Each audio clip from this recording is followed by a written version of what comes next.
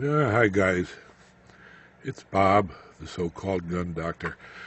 Uh, Here's just a quickie. I'm going to do this in different parts because it's a little bit involved. But I was working up a Mark 12, part of the M16 family and AR-15 flavor, actually. And this is going to be the the Mark 12 Mod 99 because if you had a TDP on this weapon, and you tried to build it up, there'd be a lot of details. It would be very hard to do with various components. And I'm sure there's a lot of opportunity for people to be sending emails and things saying, well, Bob, you're missing this, or you didn't do that right, or it's the wrong part here and the wrong part there. And you know what? When these things, I don't care which mod of the Mark 12 it was, Mod 3, Mod 1, when they hit the armor and the different units, the guy in the arms room started changing things around. There's one from the from an A2 stock to that thing. And scopes, I don't know. I've got a 624 on here because this is what I wanted. It's way overkill for the 556 round, but I don't know, I'm going to use it up to probably 10x or so. And full quad rail system, rubber ladder covers, really great. I love the diameter of this for the offhand shooting.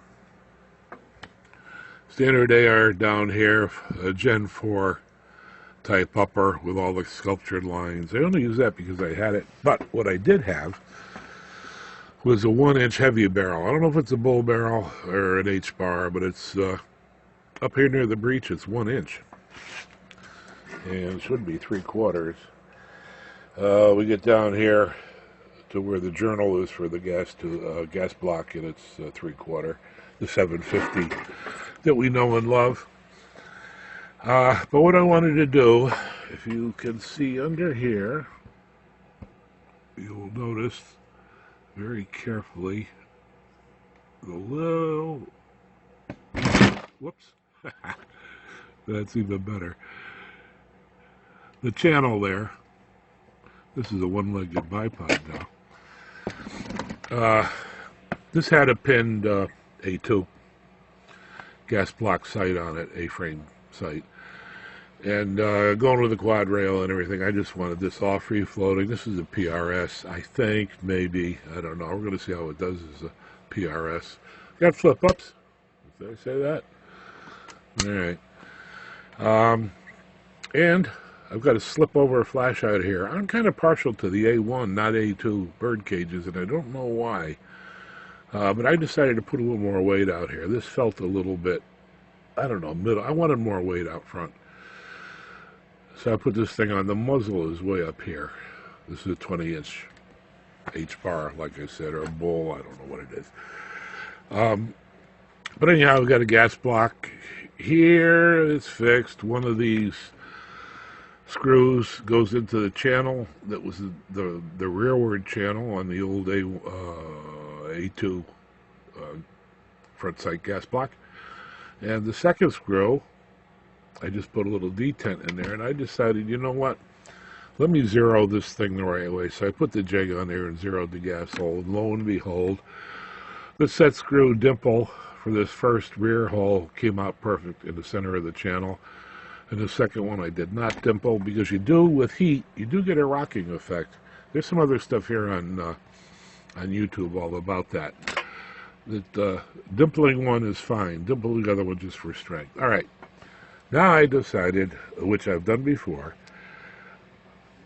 if this tries to work loose, let's put a clamp on it. So there's a clamp. Here's the other half of the clamp. It's nothing but a shaft collar, double split shaft collar. In this case for 3/4 inch shaft. Now I've just finished rebluing these because they were machined. But here's the family. 5/8, the 625 for your A1s. The 3/4 inch, the 750 for A2s. And the 1-inch big boy, as Grandma would say, bigger boy, the 1-inch. And what we have, again, these haven't been cleaned up, they've just been blued. Here is the 3/4 set for in front of the gas tube. That's going to keep it from walking forward. And here is the blued but uncleaned back one behind the gas tube. And if you notice, there's a notch in it. And that notch is going to go over. Let's get a better view. It's going to drop down over the gas tube and protect it. Now, why? Well, I decided that this fixed low profile thing is going to be here just a little while. I'm going to put in an adjustable one, probably a blow-by. I like the blow-by ones where you could adjust either the flow through or the blow out. I forget who makes them, but they're on the internet. You can find them.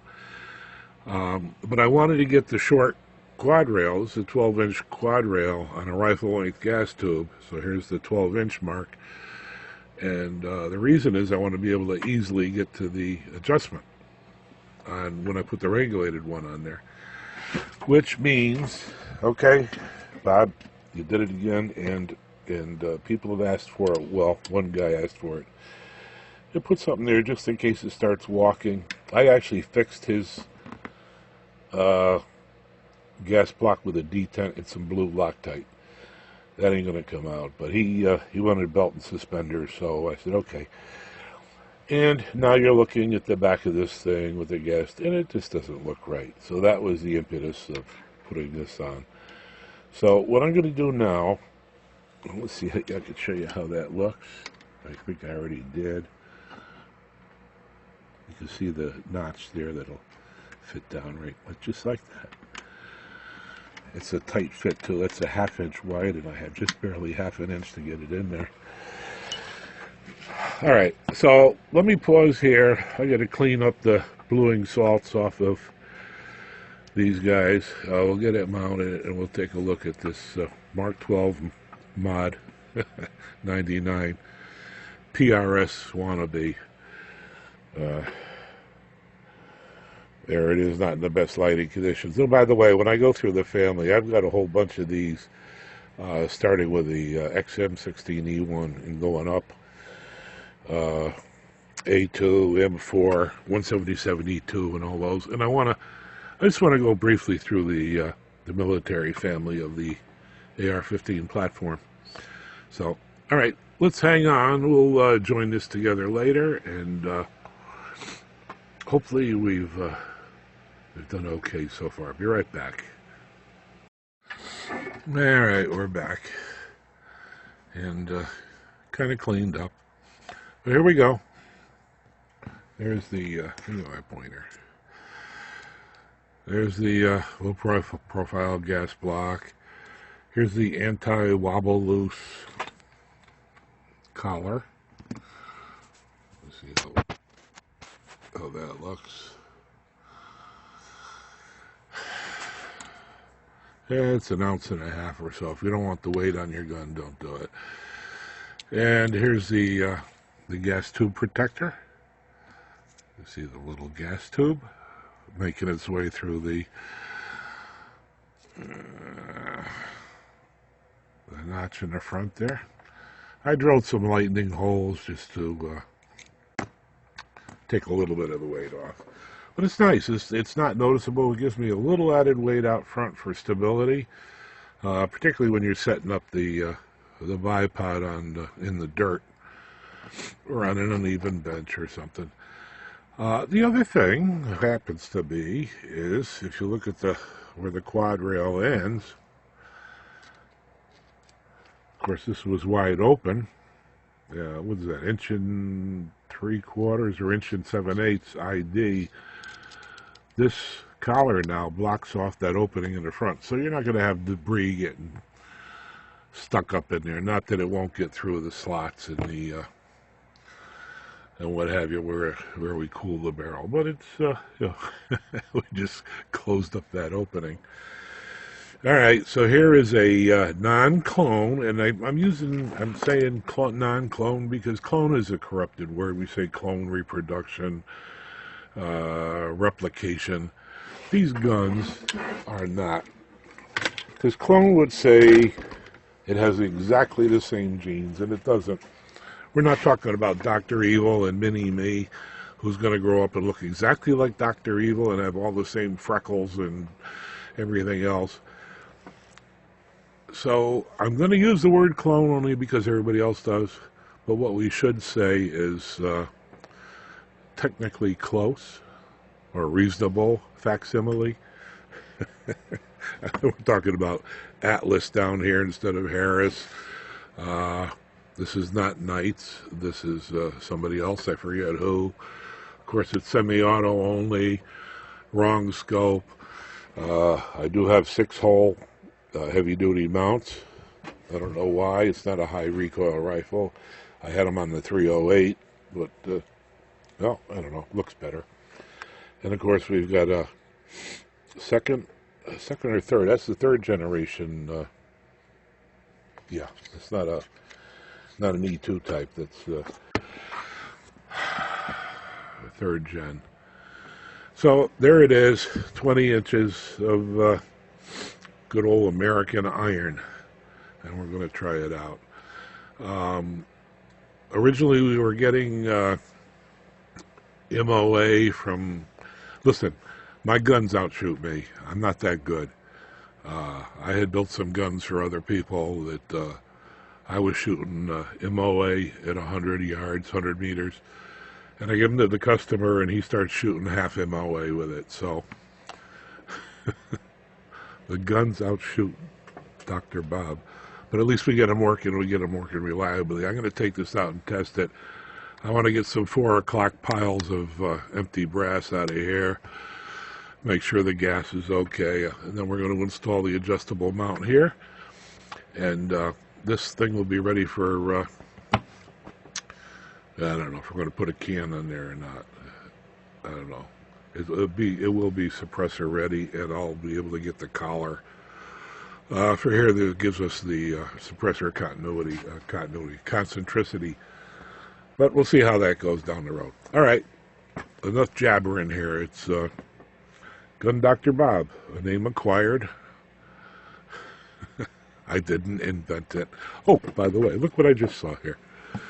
Look at that. If you guys, anybody that was in Nam or around that time, May 1970, PLS Oil, courtesy of 4th Infantry Division, Armor, 1970. That's 52-year-old oil. It works. I use it. It's nice. Medium weapons, it said. Light weapons. All right, that's what we got. Listen, guys, stay safe, stay healthy, and by all means, stay perfect. It's Dr. Bob, your favorite gun doctor. And if you can, or if you will, how about a thumbs up, share, like, comment. Be gentle with the comments, though. Speaking of lubes, if you're doing any gun work, see how I go off the track? Get some white lithium grease. It's going to be your buddy if you're doing any kind of gun work, especially with ARs. All these little... Never mind. I'm going too long. Stay perfect, guys. We love you all. Bye-bye.